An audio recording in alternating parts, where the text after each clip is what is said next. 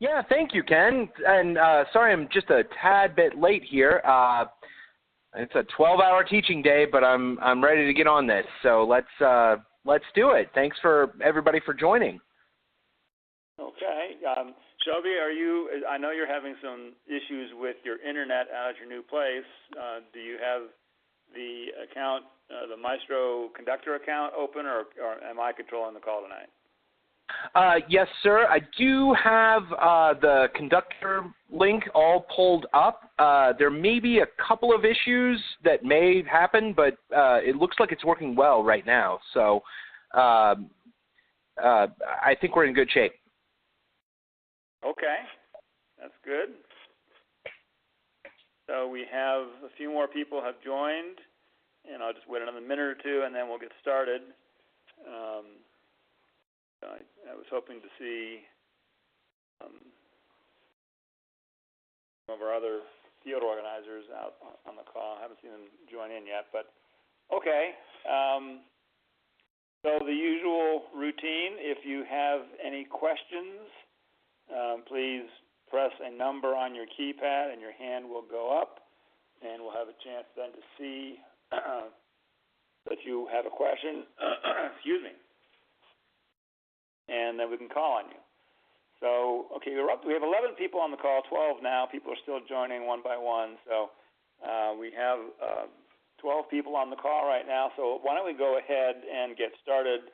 I know that some of you can only be here for part of the call, so I want to get to this quickly. And mostly I want to leave some time for questions and discussion and things like that. As I said at the beginning, we don't have any guest speakers tonight, mostly because we want to talk about the end game. I think some of you have seen some emails and some conversations that we've been having among ourselves. The steering committee has been mapping out how we're going to wrap up the project. So here's where we are. Our numbers are not anywhere near where we want them to be. And that's kind of a scary thing. But then we look around at the empty petitions that we still have available to hand out, and we don't have very many. There's a lot of petitions out there on the streets to the point where when people say, I need a new petition to circulate, we have to scramble around to find where we have a blank petition to send out to those folks. So there's a disconnect between, we think there's a lot, if all the petitions that were out there were filled up, we'd be way over, right? The original order of petitions was, we had 780 petitions printed times 100 signatures per. We had enough capacity to get 78,000 signatures. And most of those petitions are on the streets, getting people, hopefully being circulated. But not very many have come back in filled up yet. And some people have given us their interim data so we know what's on their petitions that are still in their possessions, but those numbers are pretty low, like 15,000, 16,000 that we have entered right now. So the question is, how many people have petitions that have signatures on them that we don't know about? There could be a lot, or maybe there's not. Maybe the other problem is that people have their petitions and aren't circulating them. And we know that there are some people who are not circulating their petitions and have gathered, 2 or 3 or 5 or 10 signatures, and then they're done and they've lost interest, they're lost steam, or whatever. We don't know for sure how many of those people are like that, or how many of them have just been doing their work, getting signatures, and just haven't bothered to show them to us yet. And we don't have any good sense of that. So hopefully, a lot of these petitions that we know are out there in the hands of a circulator that we have not entered data for yet, hopefully there's a lot of signatures on those, and maybe we're a lot closer to our goal than we think. But until we get those signatures in, we're not going to know. So here's the strategy right now is, and I know I see on the call we have a lot of our team leaders on the call, but we also have some other people who are just signature gatherers and other volunteers.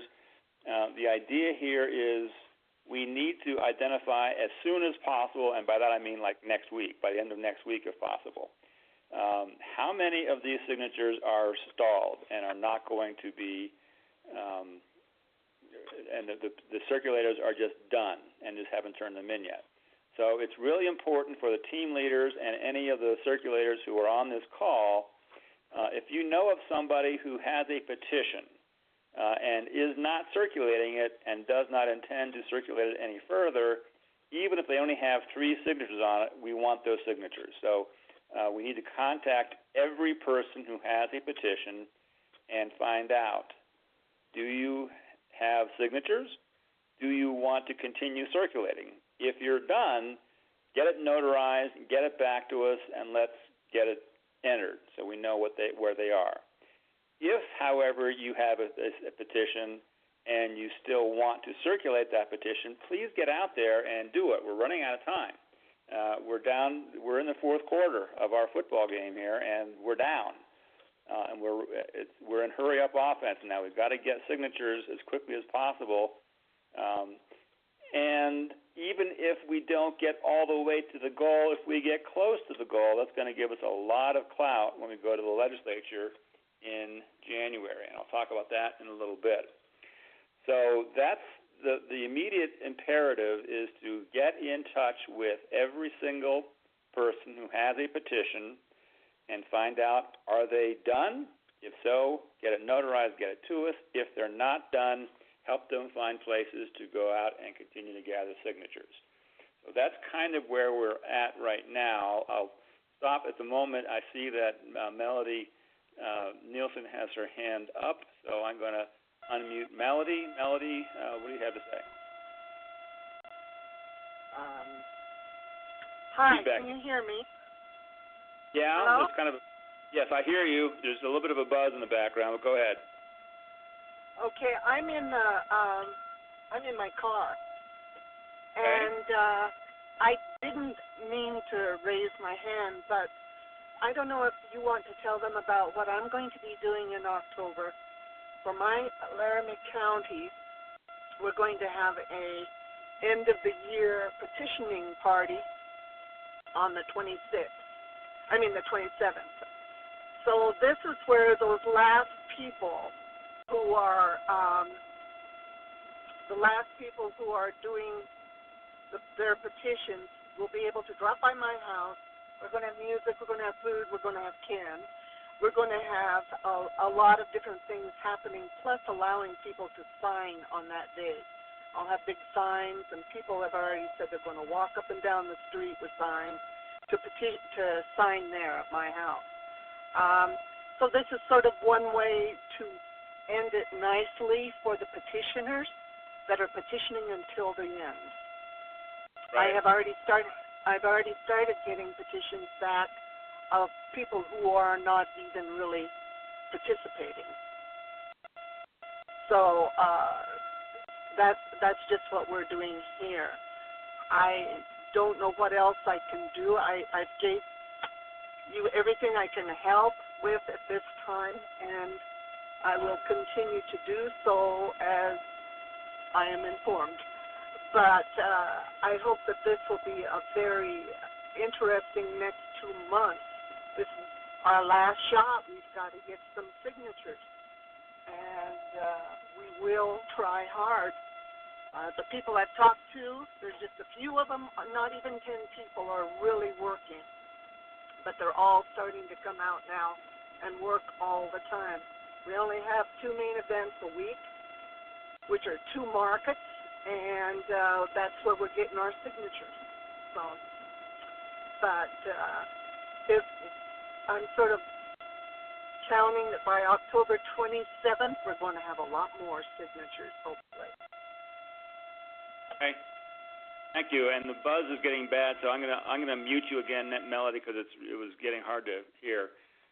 But yeah, so what Melody was saying is that there's going to be a kind of a petition ending party the weekend of, I guess, the Saturday, the 26th or 27th of October, and that kind of reminds me of the deadline that we've set. We need to have all the petitions back here in Laramie by November 1st, if possible, because we want to start going through them ourselves, checking to make sure they're all notarized, checking to make sure that they're filled out correctly, and then if there are problems, that'll give us an opportunity to correct those problems before we have to take them over to the Secretary of State 2 weeks later. So we'll give ourselves 2 weeks to kind of tabulate everything, check them over for completeness and accuracy.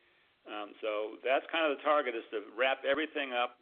All the signature gathering should be done but before November 1st, so that they can all be sent to my home in Laramie, and we'll have them all in one spot where we can start going through them and just do one final check. I saw that Sandy Shuptrine had her hand up earlier from Teton. Sandy, go ahead. You're unmuted. Thank you, Ken. I appreciate it. I have a question. If we had a wolf pack petition carrier, for example, and I will say that I continue to be interested to try to accommodate that. It's kind of colonoscopy week for us, but if this person doesn't need to eat much, we can probably make it happen. But when they're carrying a petition, do they put their name on the top, and are they paid at all? Yeah, they're not paid. So the only requirements for a petitioner, somebody to carry the petition, is that they are an adult U.S. citizen. Okay. Don't have to reside in Wyoming. Don't have to be registered to vote. As long as you're an adult U.S. citizen. And the name, the woman that I'm going to put you in touch with from New York, she is an adult. She's a young woman. She'll be able to carry the petition. And she'll be able to, we'll have to get her certified, and that's easy to do. We'll put her name on a list, and then one of us, probably Shelby or I, will certify that she is an adult U.S. citizen, that she's therefore able to carry a petition, and then she'll be, before she leaves town again, you're going to want to get the petition from her, make sure it's notarized, have her sign the last page in front of a notary, so whatever signatures you've got at that point will all be valid. Okay, and I do have blank petitions, so I have plenty. In fact, okay, if you want me to send them back, I can do that. And then another question is, you mentioned data management in your email. We do not have such a thing here. Are you doing it on your end? If we send you notarized petitions, do we need to do more than that? We can handle that, and I'm going to, Sarah Salsi is on the call here. I'm going to unmute Sarah because I think we have some capacity here in Albany County. We have a number of data managers here, so data management is not our key priority at this point. It's just getting the signatures, and we'll find a way to get them into the database. Okay. Sarah, do you want to say anything? You're unmuted. Do you want to say anything about data management services here in Albany County? Yes, anybody across the state needs help with data management, data entry, we can take care of that. We have a couple of good people working on that, so it's no problem. Ken, if it would work okay for them to just come to you, and then I can make arrangements with you to get them to Pam or Jenny? Yeah, that'd be fine.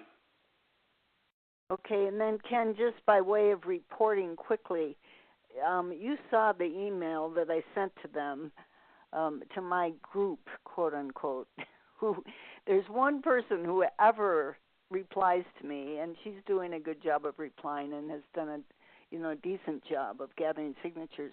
The others I'm not very happy with. I think their silence means they have little to nothing, but they're probably a bit embarrassed about that and are thinking they can maybe get a few, but right. They just are not replying, and so that's where we are with those others who might be time for a phone call to those folks. Oh yeah, well I see them all the time, and poke them. All right. But the things they indicate they're going to try to do are not happening. I can tell you that. Yeah. That's just seems to be a common theme around the state, unfortunately. Yeah. Okay, but well, thank you. I will hang on to mine, and I'm just going to keep trying. I don't know how many more I'm going to be able to actually get, but I'll just hang on to it. I carry it with me everywhere, but the opportunities are not always terrific for collecting because I'm usually doing other things at the same time. Right, sure. So when we have that woman from New York coming through in a couple of weeks, what would you have her do? You want to have her go door to door? You want to have her go to grocery stores? What would you like to have her do? I probably would suggest, and I might even be able, it would help me just to have a partner when we planned that here, but it just is not coming to fruition. Maybe go to post offices. The grocery stores here are not terrific because there's so many visitors. Right. The post offices are better places. We also have a farmer's market that's a halfway decent spot, a couple of them actually. It just depends on how long she's here. But door to door, maybe in some places, and again, I would do my best to try to walk with her or, across the street from her, something Right. like that. She's politically astute. She's been politically active for a long time, so she would have no problem, I think, going door to door if she wants. If that's the best use for her, she'd be happy to do that, I'm sure. Okay, thanks. Okay, thank you. So going to mute Sandy, and Margie Farias has her hand up. Margie, you are unmuted. What's your question? I've got a number of them. I'm wondering about this wolf pack thing. Is that something that we can use? I mean, are there volunteers that can help us? I know that Fremont County is not as much of a priority as some others, but I'm just curious about that. The wolf pack thing has not turned into a bonanza like I hoped it would. We had some people from Montana who were going to go down to Teton, and then they bailed at the last minute, so they never made it. And I don't know what that story is about why that happened. But I can contact them to see if they might want to come down to Fremont, down to Lander or Riverton. Maybe they would be happy to do that because, again, it's not too far from them. I think they're mostly western Montana folks, so okay. I'll check in again with the folks up in Montana to see if they could give us some time. I also had a contact from our Wolfpack national coordinator who suggests that he might have a group of people fly in from the East Coast for a weekend or something, and I don't know. We haven't yet connected with them to find out how serious that is. But it really has not been as much of a bonanza as I would hoped it would be. But we will continue to work with that and see if we can get you some help. Okay. Well, right now I'm in the situation that I'm sure most team leaders are in that there are a number of people, I'm guessing maybe 10 to 12, who have done probably next to nothing, and most of them just do not answer. Doesn't matter if it's a phone call or a text or an email. I'm just not getting. I'm going to have to go find them, and that takes time, and oftentimes I miss them. And so just know that I'm working on it. I mailed you a package today of, I think, 6 filled petitions. I still have about 8 people who are willing to keep, canvassing and on some level. I've got the 2 new petitions out. Well, going to have 2 out there. The one that you sent me an email about the other day up in Kinnear, the guy who's got a store. Yeah. It isn't really his store, it turns out. They're friends of his. Anyway, he says they're willing, and as soon as I get those petitions from you in the mail, a new one, I will get one up to him. My last question. Let me just finish that before we leave that topic. Once it's in that store, let us know the name of the store and address so we can get it up on the website immediately for where to sign. Okay, will do. Okay. I also have one last question.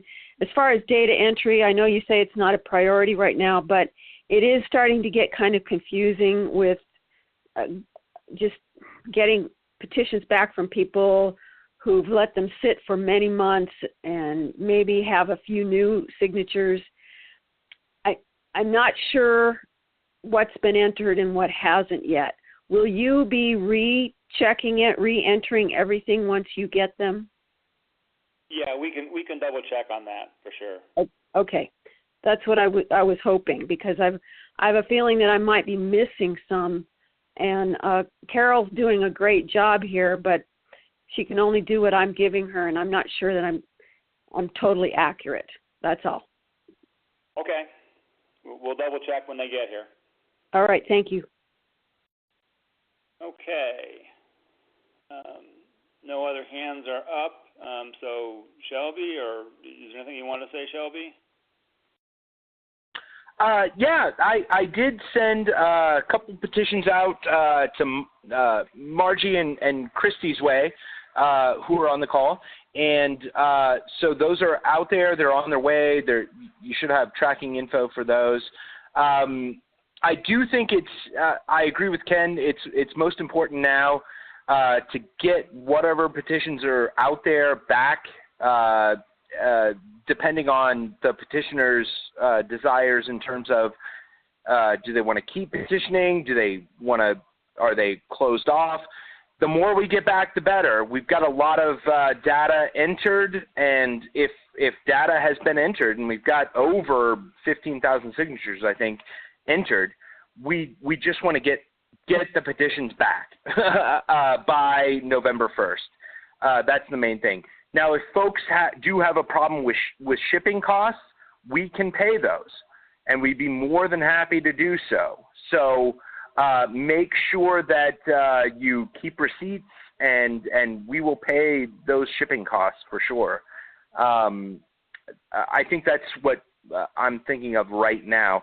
But Lynn, of course, let's unmute Lynn there. And yeah, Lynn. Hi, everybody. I just wanted to say a couple of things to the first woman who spoke, who's having a petition signing party, and I'm sorry, I don't know. That was Melody. What county? It was Melody Nielsen in Cheyenne. Okay. I think that's a terrific idea. I really like that idea. And it gives me some thought for maybe something that I can do up in Park County. To Sandy from Teton County and Margie from Fremont County, I just want to let you know that you're not alone with what you're finding, what your experience is. People are really willing and enthusiastic about picking up petitions, and then it's really hard to get a hold of them. So I think that's an issue that we're having statewide. And, Ken is absolutely right. We're just going to have to do our, due diligence to try to, track down these people. But I find the same thing in Park County. So you guys are not alone. I don't know if that makes you feel any better, but, Ken is absolutely right. We're in the fourth quarter, and we just need to, make sure that we're at this point really nailing down who's got petitions, how many signatures, and if there's anything else that, can be done. And if not, let's just get the petitions back to and start getting them entered and get them back to the Central Clearinghouse in Laramie. That's all. Okay, thank you. So I wanted to spend a little bit of time also on Plan B, which is our legislative strategy. And we're going to do Plan B whether or not we have enough signatures to be on the ballot. If we have enough signatures to be on the ballot, great.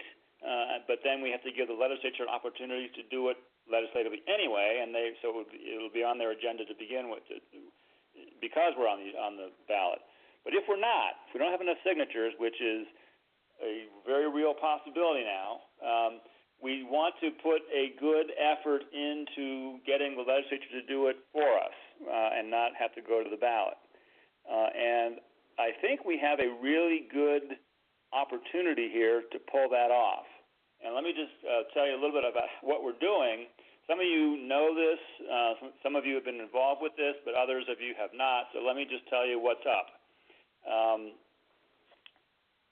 A group of us, Vanda Eddington and John Rivera and I, Vanda and John are volunteers in Cheyenne, Laramie County. They're also on the steering committee because they both have experience working in the legislature. And John Rivera has experience working for the LSO, the Legislative Service Office, where he would draft bills for members of the legislature and help get them through. So he knows, he's done this work from the inside. He's now retired, but he's 100% behind our project, and he's now on our steering committee, and he knows how to get this done. So he's a key addition to our steering committee, and it's so very valuable to have him on board. Vanda and John and I all met with Dan Zwanitzer, who is a representative from Cheyenne. He's the chair of the House Corporations Committee, and he's the chair of the committee that who introduced this bill in 2017. Before we started Wyoming Promise, before we started the petition drive, our first effort was to get this passed by the legislature. When that didn't work, we started this petition drive. But we got it to Dan Zwanitzer's committee. He took it up, and the House Corporation Committee passed it with a due pass and sent it on to the full House floor. So we had a successful result with Dan's committee. Dan is very committed to this project.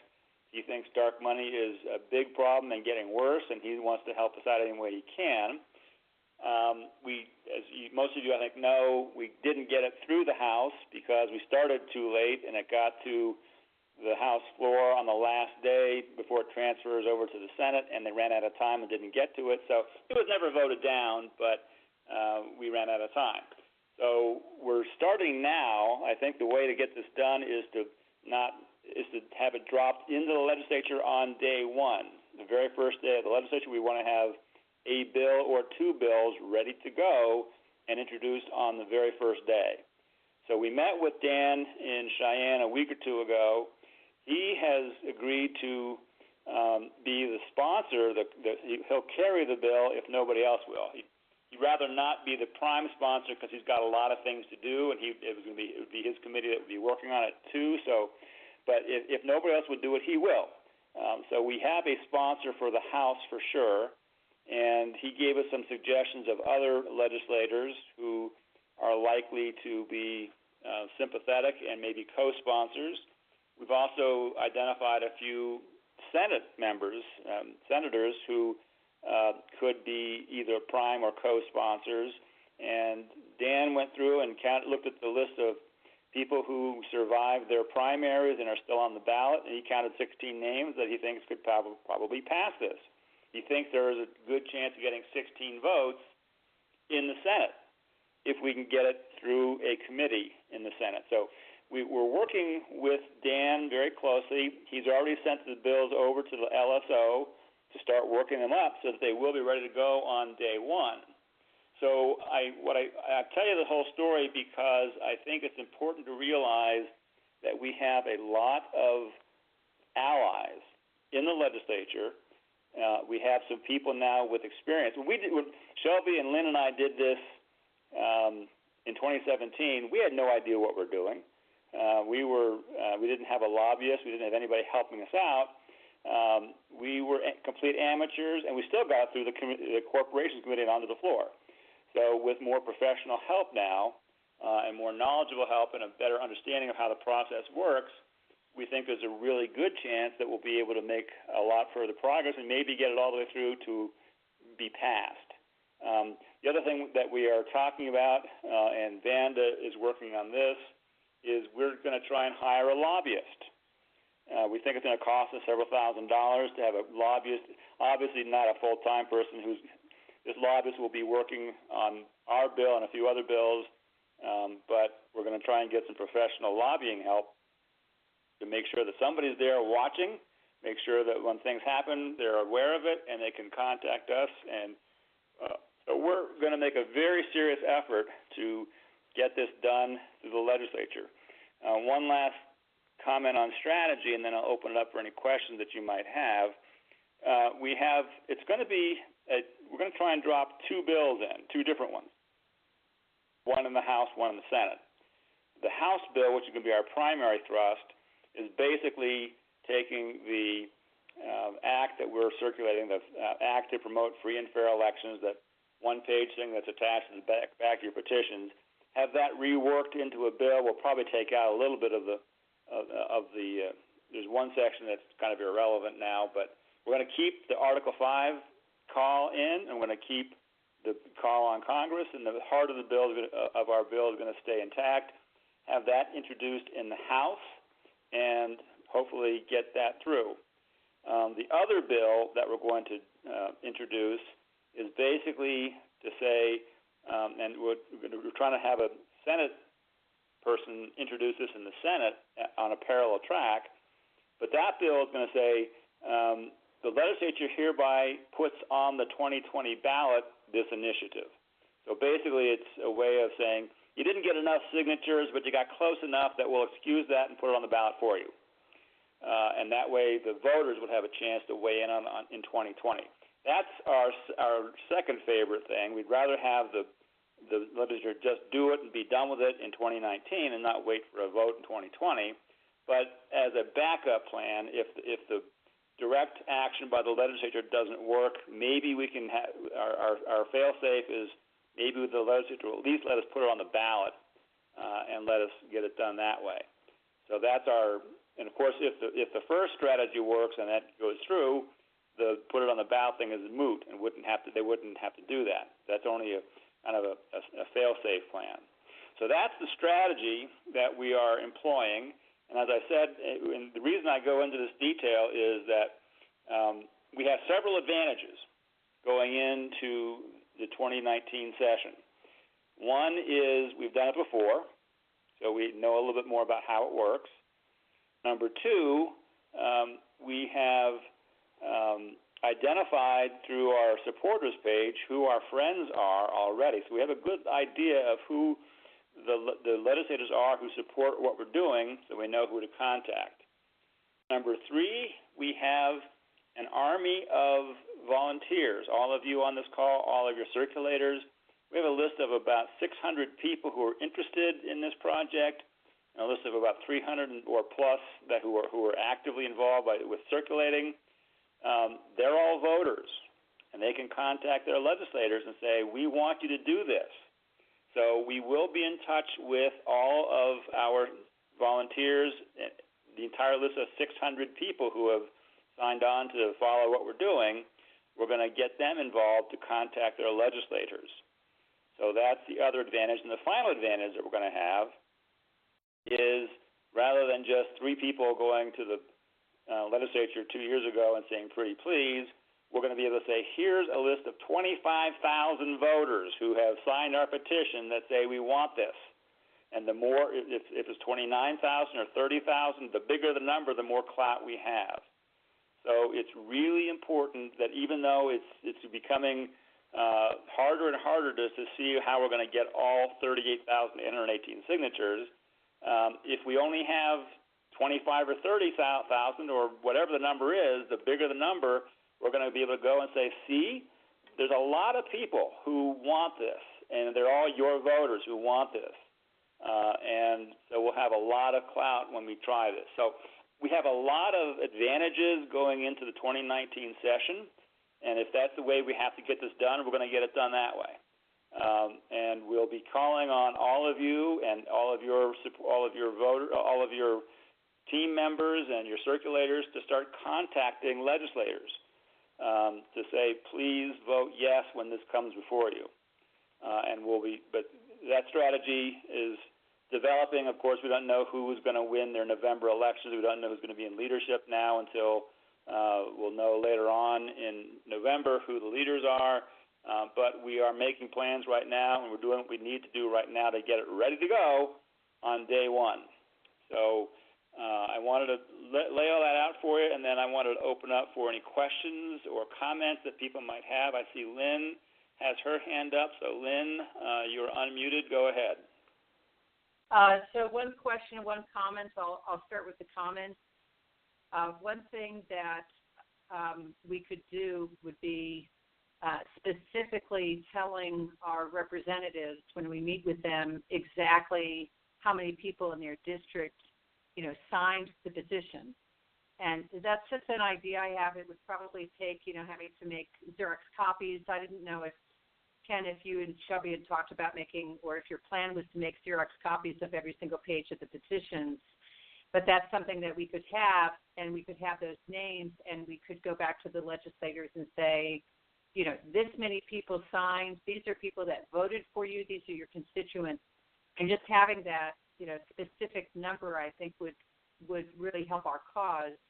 And then the other question, the question I have is, what did Dan Swanitzer, what was his response about keeping the Article 5 in? Great question. And we asked him that very specifically because we're concerned that there's a lot of people who think that Article 5 is a problem. And we asked him, should we introduce a bill that has only the call on Congress?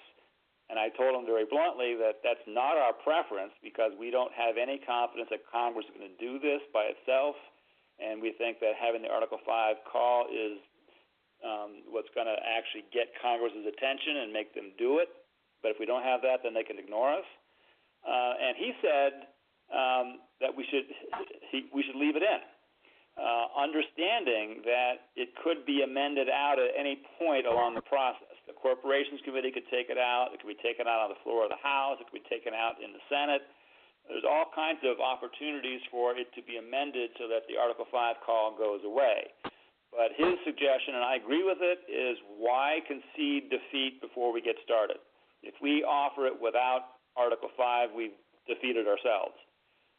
So our strong preference, at least from the steering committee point of view, is Article 5 is what's going to make it happen, is what's going to have some teeth to get it done. So we're going to introduce it with Article 5 still intact and then hope that it doesn't get amended out. But obviously that's a possibility that we have no control over at this point.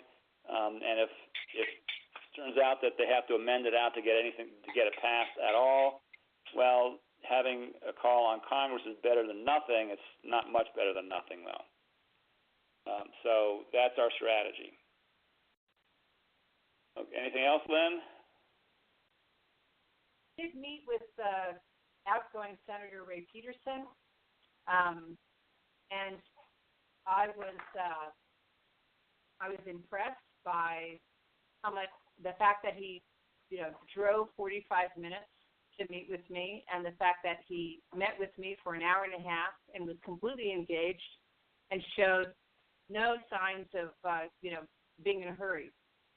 And he looked over the resolution. You know, unfortunately, he's not going to be a senator, but he said he had signed the petition at the Park County Fair. He said he was totally in favor of this. He thought we should leave in the Article 5.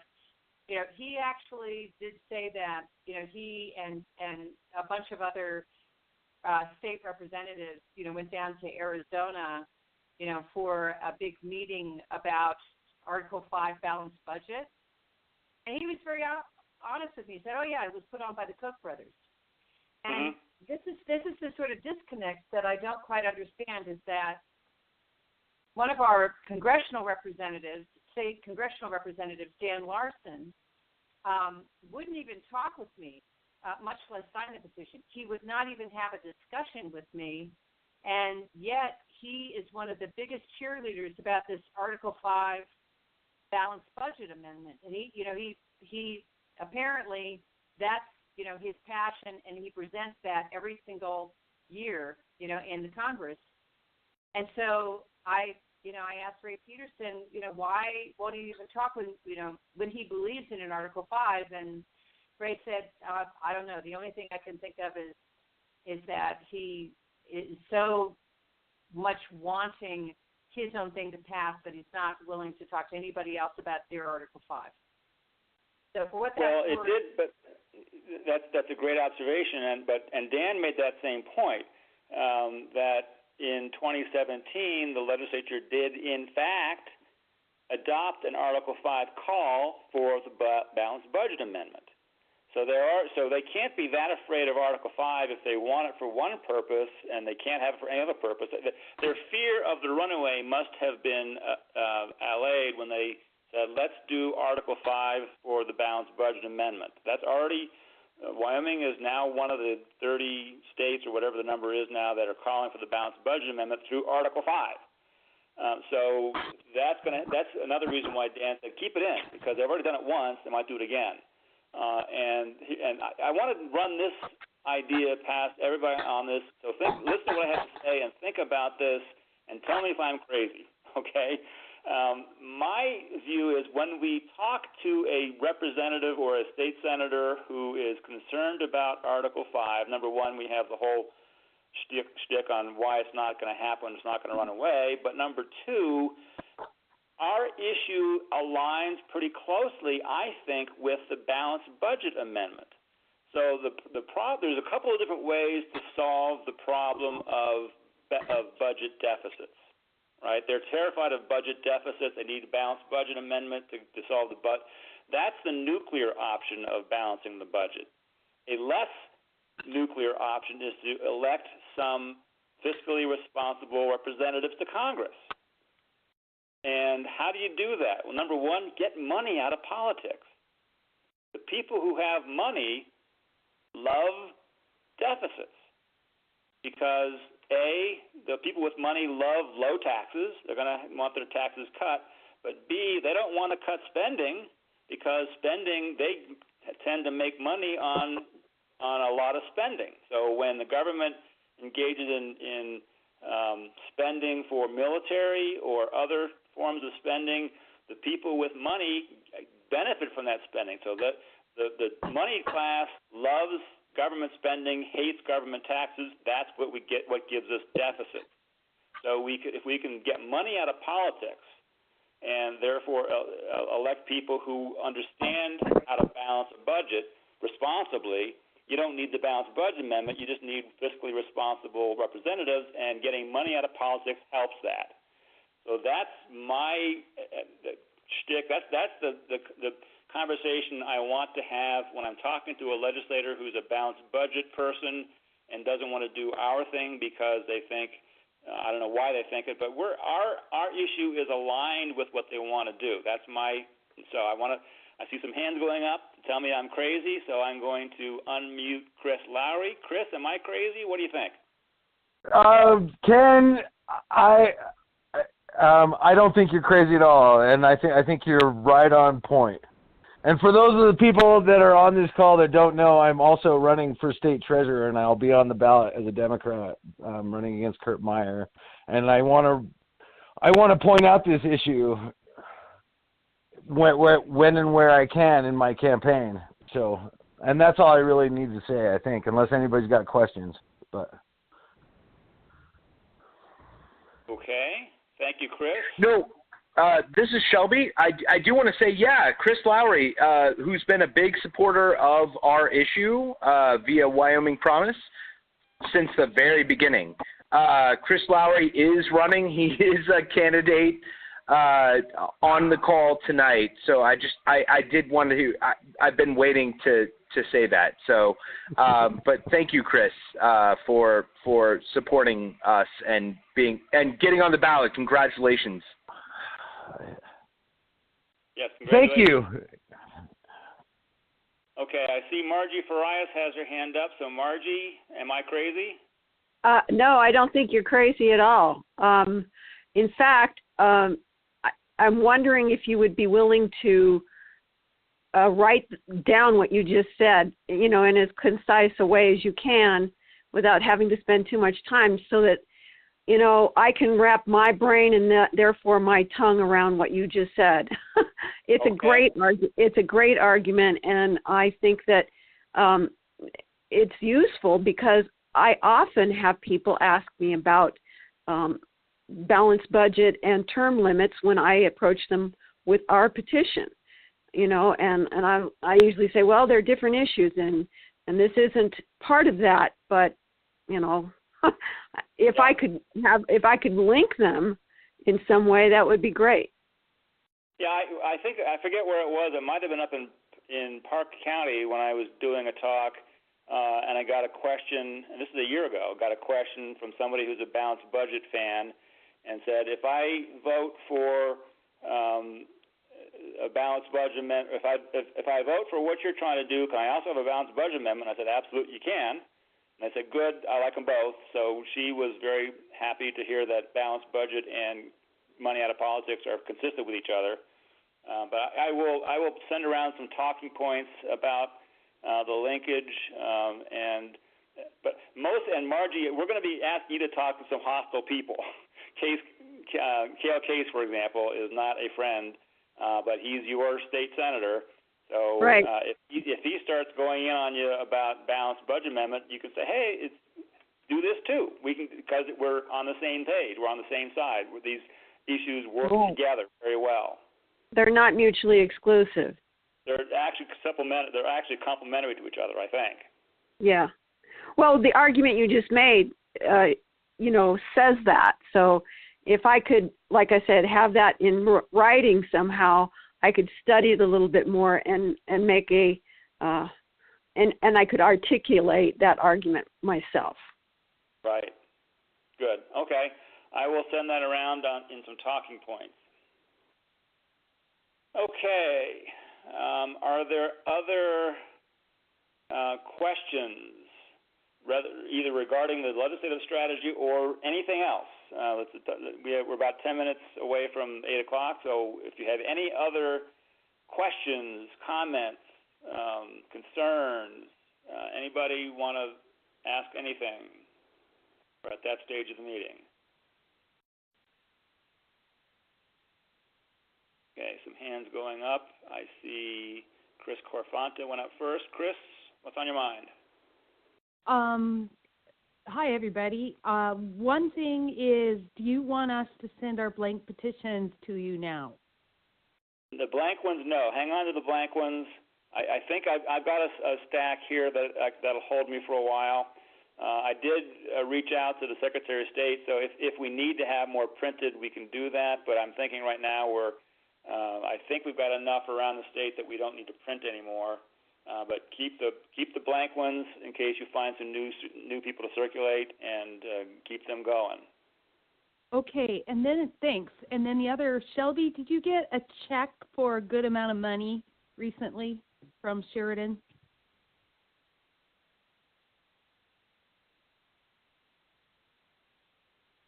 Hold on. Shelby, yes. There you are. Yes, I did. I just got a good amount of money, a check, and I believe it was from Sheridan. I'll have to double check that. My main goal right now is reporting because, again, you're going to get these attacks from either side, and they're going to go to the legislators and say, oh, well, dark money is funding our group. No, it's not. I can say as treasurer, we are small dollar donations, and we are not funded by the Koch brothers or George Soros or any other group. But I do need to keep reporting that and making sure that gets in. We did get a good chunk of money just the other day, though. And so I'm reporting that. It's in our bank account, and thanks.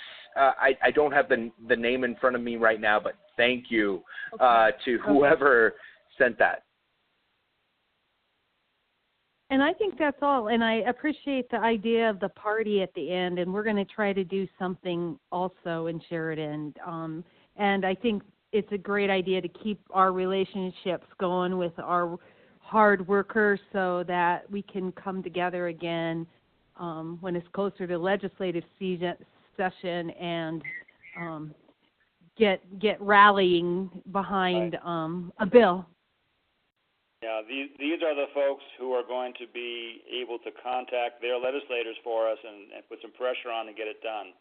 So we need to keep our volunteers motivated and happy, and I think those parties are a great idea. And Melody, thank you for coming up with that idea. Okay, I'm going to mute Chris, and I see Margie has her hand up again. So Margie, you are unmuted. Thanks. I just have a quick question. Is Jennifer Lawrence somebody I can still call? Yes. Okay, she's not that's on call all I right need to know. now, but yeah, she's still somebody you can talk to. Okay, that's all I need to know. Okay, thanks. And I see Sarah Salsi has her hand up. Sarah, you are unmuted. Okay, I'm like many people have already mentioned, I'm running into the problem that I'm not getting any responses from people by email. I do have some phone numbers to call people. Shelby, do I remember correctly that when we gave you the contact information for circulators, that we gave you a phone number with each person? This is Shelby. Yes. In many cases, yes. In some cases, no. Okay. So I've gotten I've entered as much as I can into our basically our Action Network account, and so if you do have problems contacting people, please contact me and Jen Lorenz and Shayna Alexander, and we'll do our best to make sure you are able to get in touch with them, not just via email, but via phone or any other methods possible.